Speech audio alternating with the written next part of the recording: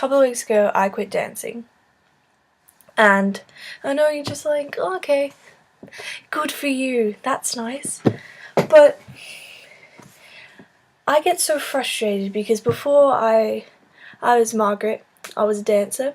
I was Margaret the dancer, right? I know people, Emily, gymnast, Emily the gymnast, Sophia, the cellist.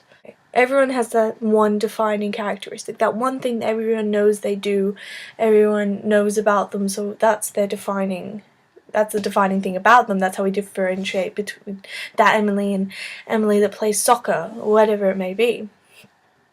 But I quit dancing, and so I just kind of sat there, and I sat there for a week just going, so who am I now?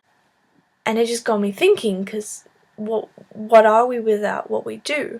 Does that mean if someone lost their job, then they've lost part of their identity, even if the job didn't mean that much to them? Or if we lose anything, does that mean we've lost part of our identity? But I don't think that is. The fact that I was a dancer doesn't actually define who I am. And I guess the actual point of this video is not to say that if you are a soccer player or a martial artist or whatever, then that's your defining characteristic, but it's more that on a more serious note, I should say, that if you get bad grades, then that's not your defining characteristic. And if you get good grades, that's not your defining characteristic.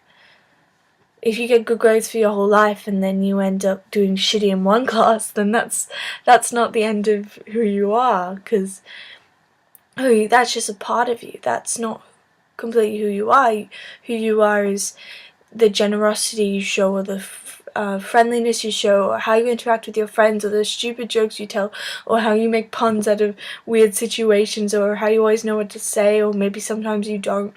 Or it is about your personality that makes up you. It's not your looks that is not completely who you are either.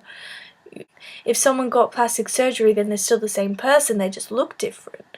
There's actually nothing really changed about them at all. If you have a mental health problem, then that's not your defining characteristic either. That's just a part of you. That's just a chemical imbalance in your brain, or whatever it may be. I don't know what's happening, but that's not who you are. That's just a part of you.